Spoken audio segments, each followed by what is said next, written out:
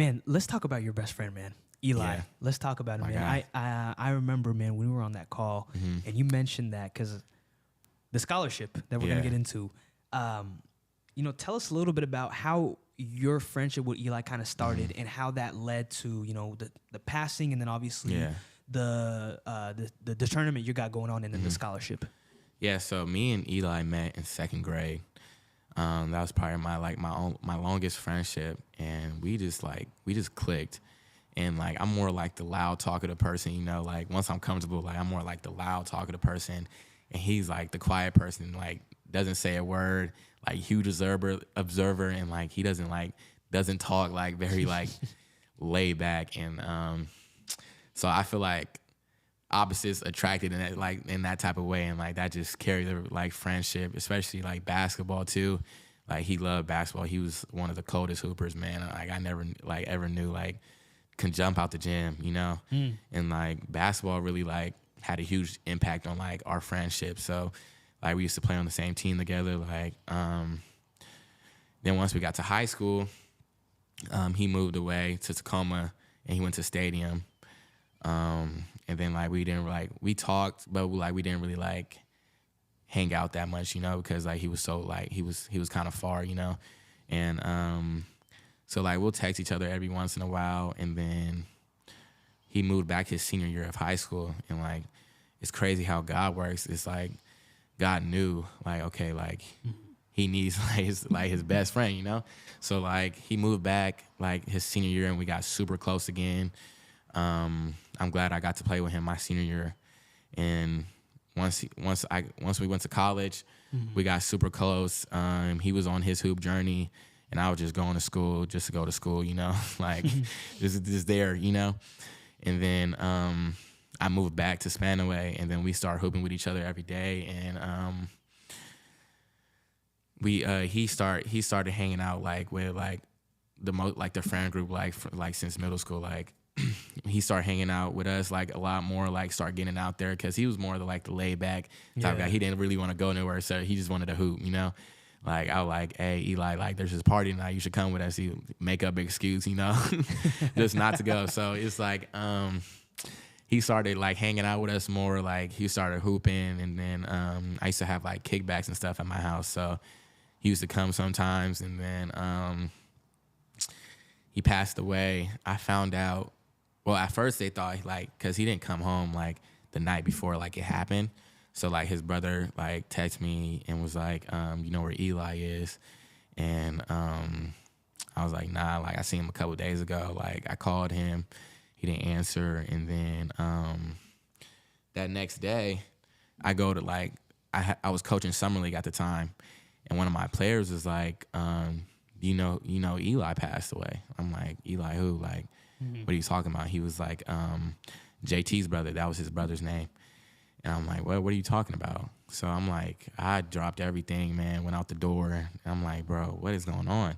So I look on Instagram, and his brother like posted like RIP Eli. And then like that day, like a part of my soul just like went away, like it was like my whole like life just changed like in a second, and it was like emotional roller coaster. And then like it still is, because that was like my first best friend ever, and like God knew the timing like of like, because at the end like he was super vulnerable, like he was like getting out more and laughing, like expressing like to us like how much he loved us and stuff like that. So he was super vulnerable, and he was super close to God and like his relationship with God, and he was like shedding the gospel for us and stuff like that. And then he just passed away. So it's like it was definitely an emotional roller coaster, and like just seeing his like siblings and like his family super emotional too. And like it's super sad, but he's watching over me every day, and like I feel his presence every day. And certain things I do and like say, and like decisions I'm making, I feel like he's always with me, and he's always making like he always has that influence on me, when I'm making decisions and like doing my day-to-day things, So like he's, man, I definitely feel like his presence, you know. But yeah. Mm-hmm. I'm very sorry for your loss. Appreciate you, man. I wouldn't say I have one best friend, but I have several best friends. Yeah. And the thought of even losing one of them, Mm-hmm. I can't Yeah. even fathom, man. Yeah. So, my condolences. I think the fact that it's almost like it's God and Eli on your shoulder, and wherever they go, wherever you go, they're there right there and be like, you sure you want to do that? Or go do that. Exactly. Yeah. So like everybody like that passed away in my house. I mean, like in my like life, you know, like my grandma, like my uncle, one of my mentors, Miles, like he was one of like the first coaches like that instilled like confidence into me. Passed away, and my auntie Mulaney passed away like that the same year Eli passed. It's like I trust God like is leading me into something, you know, like I constantly like feel their presence like in certain situations, like just looking at like that tree right now, like it's like reminding me of like my grandma and like how she used to have like a whole bunch of plants in her house. So like certain things like remind me of them. Like my auntie Mulaney used to call me Peanut, you know, so every time I see like some peanuts or something, like I'm constantly thinking about her. So like certain things, like I'm constantly thinking about them, like, and like I feel like they're always like gonna be like inside me and like instilled in me, you know, always in my life. And I definitely use that as motivation. And things like certain like settings and stories like leading up to that and situations has brought me this far, you know.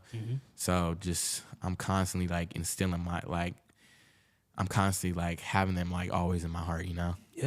So Yeah, absolutely, man. How did the passing of Eli kind of lead to both the tournament and the scholarship? Tell us about that. Yeah, so Eli was like deep in the community. Like he was always like motivating people to like be successful and like supporting people. Like like he was always supporting people, and like basketball like was his outlet too. Like he was a great basketball player.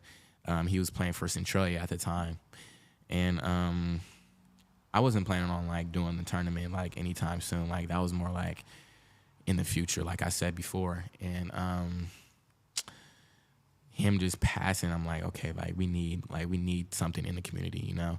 Like this was like kind of like detrimental to like the community and like had a huge impact on the community. So I'm like, we need something like there for us, you know, because Spanaway has like no rec centers, you know, no really sources, you know. Like that's why I started like the scholarship fund too, like for athletes in Spanaway, because we have this dude, like for example, his name is Devontae Moffitt. Great basketball player, like insane. If you've seen him, like he's like an insane basketball player. But like we're in Spanaway though, so like opportunities were like, I don't want to say cut short, but like very thin, you know. So even though he ended up like going to like Seattle Pacific and like he's playing overseas right now, I feel like more people like in Tacoma or like Seattle area like has more opportunities than him because he's from this small town called Spanaway, you know. So like I'm like trying to build these opportunities for like younger kids. Even if it's not basketball, bro, it's like, bro, like you have an opportunity to do whatever you want, you know. Like especially at a young age. Like one thing about the older generation I like, they're always looking for the youth, you know. Like they love getting motivated by the youth and like coming up with new ideas. That's one thing I've learned. One of my mentors, Darius, like he's been like pretty like huge like in my life, like just with opportunities and stuff. Like he's really like done a lot for like the tournament, like getting me like the facility and stuff like that. So I'm really like, he works for the Bethel School District, and he's like constantly like, I'm constantly giving him ideas, you know, and like he's giving me the opportunity to do like stuff like a Big Brother program. Like I'm doing a Big Brother program right now, and shout out to you, bro. Yeah, we had at Western we had a Big Brothers and Big Sister program. My freshman year. Okay, yeah. So it only lasted for a few months because COVID happened afterwards. But man, we need stuff like that, man, exactly, especially in the Black community. For real, like these like these quote unquote like YNs or whatever like you want to call them, like they need motivation. Like they need people like us like to like be like, okay, like you can do this, like for real, like you have the opportunity to like to get to this point in your life, you know? And like there's this guy, like he raps in Spanaway. He's like a huge rapper, like he's a big rapper in Spanaway. And he like a lot of like the like kids look up to him, you know, in a way. And like they're like, yeah, I don't want to do, because I'm a paraeducator, and they're like, I don't want to do this. I'm gonna rap like Dolo, you know? Yeah. And I'm like, he's like Dolo, he's still going to college, you know, he's still getting his education. So like I'm like, you guys don't know like the full story of people, you know, and like what people are still doing, you know? So it's like, I'm trying to be that outlet. It's like, okay, like it's still cool to like kick it with your homies, you know, party and stuff like that, and still like do what you got to do, you know, to be successful. Absolutely. So yeah, just back to the scholarship. I'm sorry for getting off topic. Nah, man. But back to the scholarship, just building like opportunities. And the reason that way I got the idea is Darius told me 90% of Bethel School District like students graduate, and like 1/4 of them like don't do nothing after high school, you know? So like me having this tournament and having like a whole bunch of booths set up for like colleges and like trade opportunities and stuff like that, it's just giving like kids or even like adults, like you can be 60, like still wanting that motivation and that opportunity, you know? And yeah, so just building opportunities for people in my community, man, is huge for me right now. What is up, y'all? Thank you so much for tuning in to that episode. Make sure to click the subscribe, follow button, as well as the bell to get notified on all my new content that is coming out every Wednesday and every other day. And make sure to click that link in the description down below to get access to all my socials and any other platforms that I have my podcast on. And until next time, y'all, peace.